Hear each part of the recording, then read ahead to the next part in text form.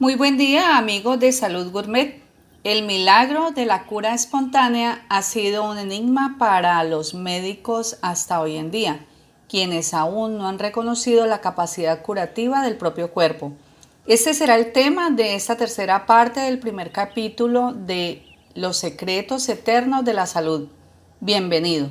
El milagro de la cura espontánea. Si bien la medicina moderna se ha dado de bruces, por así decirlo, con el mecanismo de curación del organismo, todavía no lo ha reconocido. Casi todos los estudios científicos realizados con miles de fármacos y tratamientos por parte de médicos de todo el mundo han considerado el efecto placebo. Aunque el efecto placebo es una respuesta puramente subjetiva del paciente o del sujeto tratado, de una u otra manera, ha llegado a ser un factor esencial, objetivo y fiable en la investigación médica. Sin embargo, el efecto placebo, que representa el mecanismo de curación propio del cuerpo, no ha sido nunca objeto de investigación. Después de todo, es imposible patentar la respuesta curativa de un placebo y conseguir beneficios con su venta. En vez de aprender de los mecanismos curativos del propio organismo, toda la atención se ha centrado en probar fármacos o terapias que fueran rentables para el tratamiento de los síntomas de la enfermedad. Dado que los fármacos o terapias no pueden curar nada, solo el cuerpo puede hacerlo, no hay nada en ellos que potencie la respuesta curativa a excepción de su potencial efecto placebo. Teniendo en cuenta que la supresión de los síntomas no tiene nada que ver con la curación, esas investigaciones revisten tan solo, en el mejor de los casos, un valor secundario. Sin embargo, es un error creer que la mejoría de los síntomas tras determinado tratamiento es necesariamente el resultado de ese tratamiento. Los tratamientos en sí mismos no tienen poderes curativos y no son eficaces a menos que puedan funcionar como desencadenantes del efecto placebo o de la respuesta curativa del cuerpo. Además, los tratamientos orientados simplemente a erradicar los síntomas de la enfermedad sin tener en cuenta sus causas no tienen nada que ver con una curación efectiva. Conseguir un alivio temporal de los síntomas puede ser muy deseable para el paciente y gratificante para el médico, pero a largo plazo ese enfoque hace más difícil que el cuerpo se cure por sí mismo. Bastante a menudo esto da lugar a enfermedades crónicas. La verdadera curación se produce gracias a la relación cuerpo-mente, a la eliminación de la congestión interna y a la inherente capacidad curativa del propio organismo. El potente mecanismo curativo del cuerpo quedó ampliamente reflejado en un estudio realizado con 3 grupos de pacientes que sufrían úlceras gástricas sangrantes. A esos enfermos se les dijo que iban a probar un nuevo fármaco que podrían acabar con las hemorragias provocadas por las úlceras. Un grupo tomó el nuevo fármaco, otro recibió una sustancia que aumentaba esas hemorragias y al tercer grupo se le administró un placebo. La mayoría de los pacientes eran personas desesperadas que anhelaban que el nuevo fármaco les ayudara a desembarazarse de su angustioso problema. Los resultados dejaron atónitos a los investigadores.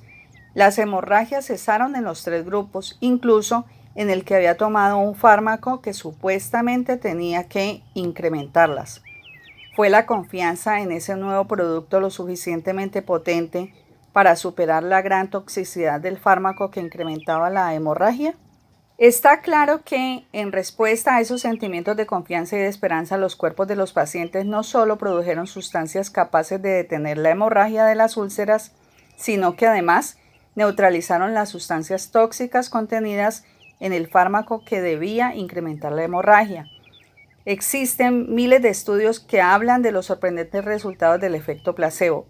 En otro estudio clásico llevado a cabo en 1950, a un grupo de embarazadas que sufrían vómitos matinales se les administró jarabe de ipecac, una sustancia que provocaba el vómito.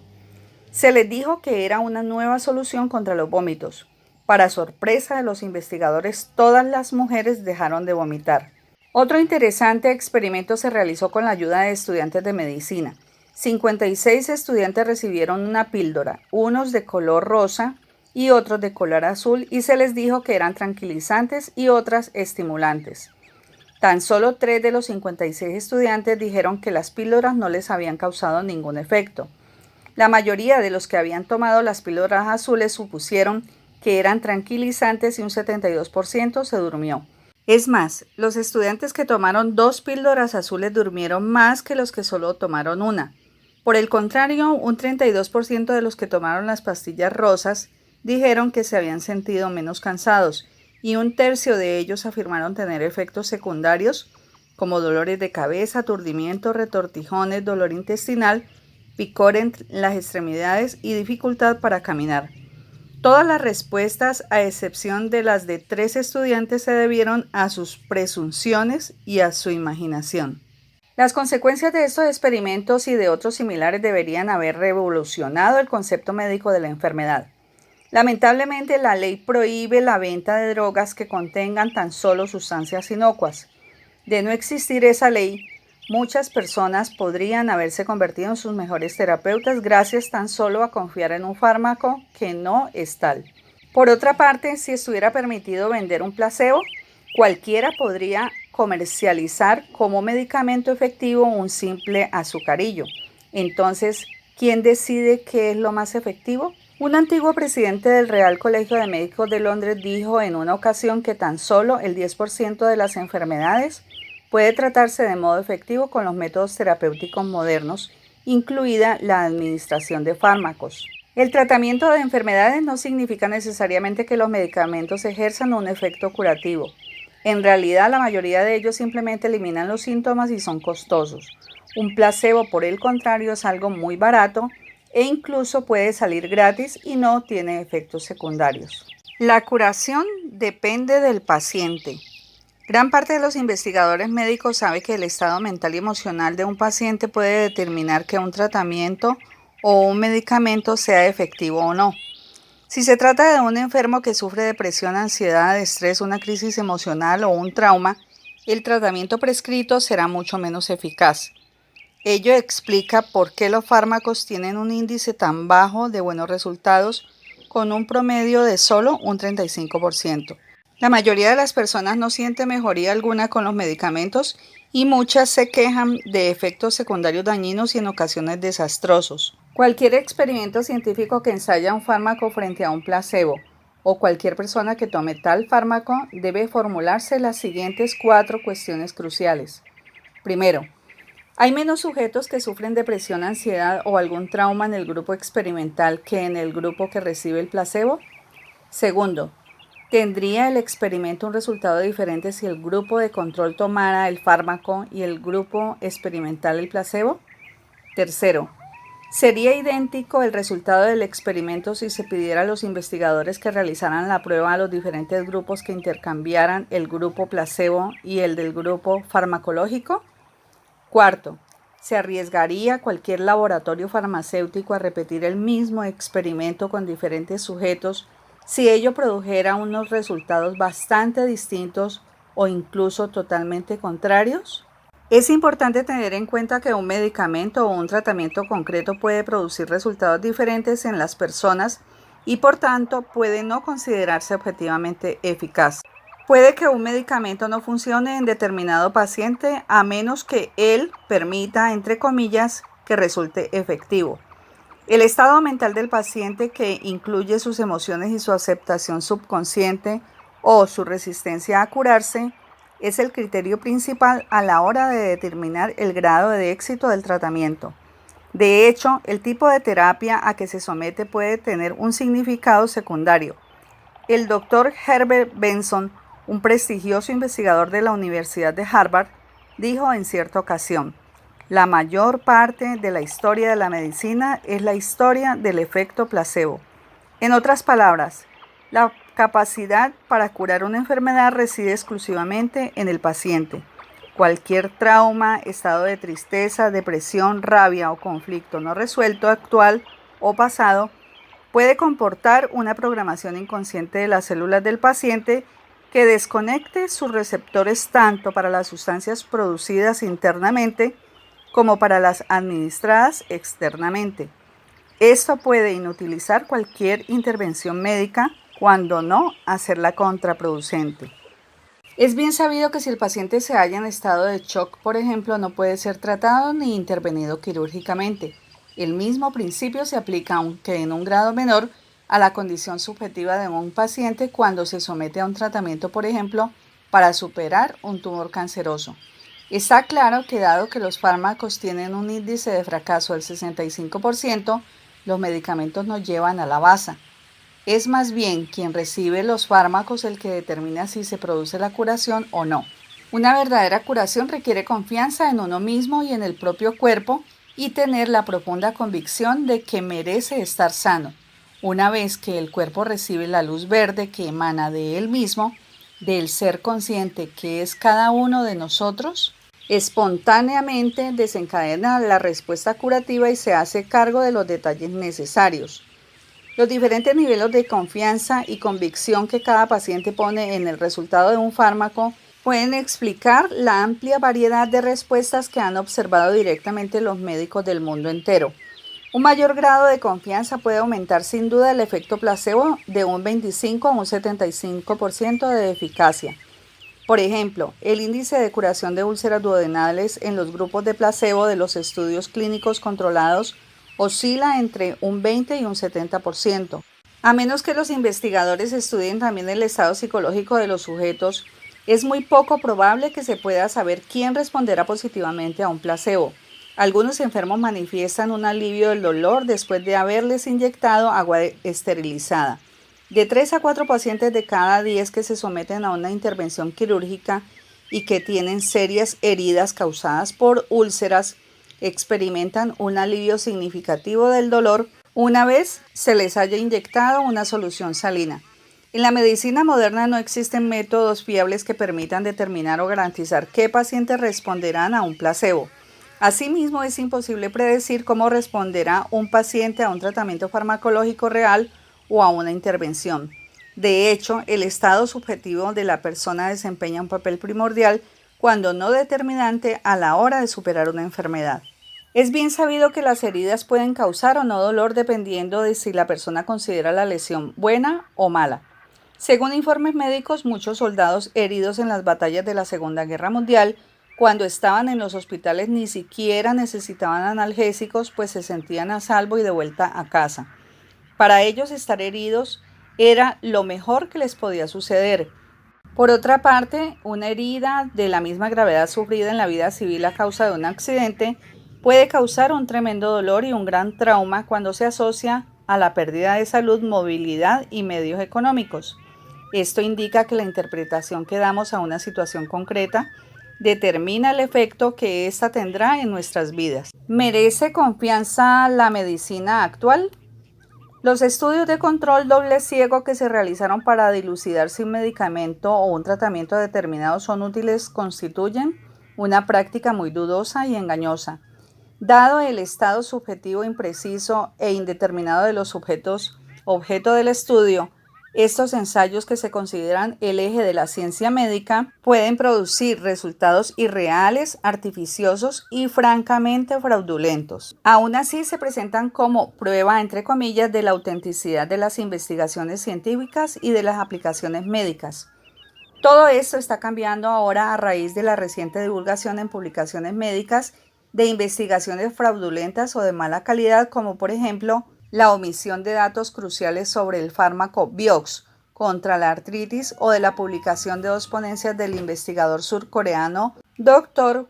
Hwang Woo-suk, quien presentó falsas pruebas de haber clonado células humanas. Abro comillas. Las publicaciones han manipulado la información a favor de la industria farmacéutica. Cierro comillas. Manifiestan los doctores Richard Smith, exdirector del Diario Británico de Medicina, y Richard Horton, director de The Lancet, también editada en el Reino Unido. Las publicaciones tienen un interés particular en satisfacer a los gigantes de la industria farmacéutica. No en vano, los anuncios de estas empresas sustentan a esas publicaciones y también a los demás medios de comunicación. Además, los laboratorios farmacéuticos pagan a la prensa grandes sumas de dinero para reeditar artículos que informan de las pruebas clínicas referidas a sus productos. Algunas de estas publicaciones no desmienten los casos de fraude conocidos por miedo a acciones legales y, abro comillas, es posible que tengan que hacer frente a fuertes conflictos de intereses a la hora de publicar un estudio. cierro comillas, admitió el Dr. Smith.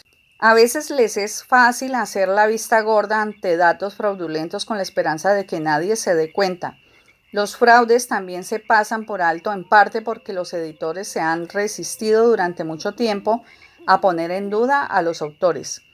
El sistema de revisión colegiada de las publicaciones médicas que supuestamente deben mantener a raya los estudios médicos fraudulentos es hoy en día más que dudoso si se tienen en cuenta las recientes divulgaciones de estudios erróneos. Pero aún hay más razones para no tomarse demasiado en serio la investigación médica. En 1994 y 1995, investigadores de Massachusetts General Hospital inspeccionaron a más de 3.000 académicos y descubrieron que el 64% tenía vínculos económicos con la industria farmacéutica.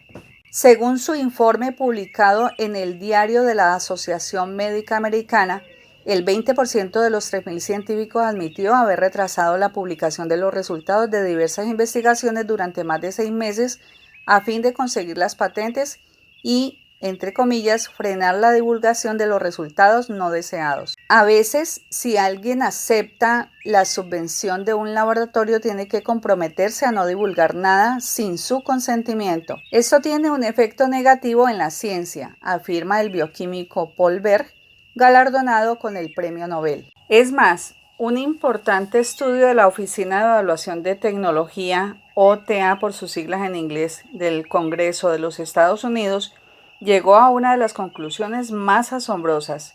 En dicho informe del año 1978 se declaraba, abro comillas, tan solo del 10 al 20% de todos los procedimientos aplicados actualmente en medicina han resultado eficaces en pruebas controladas.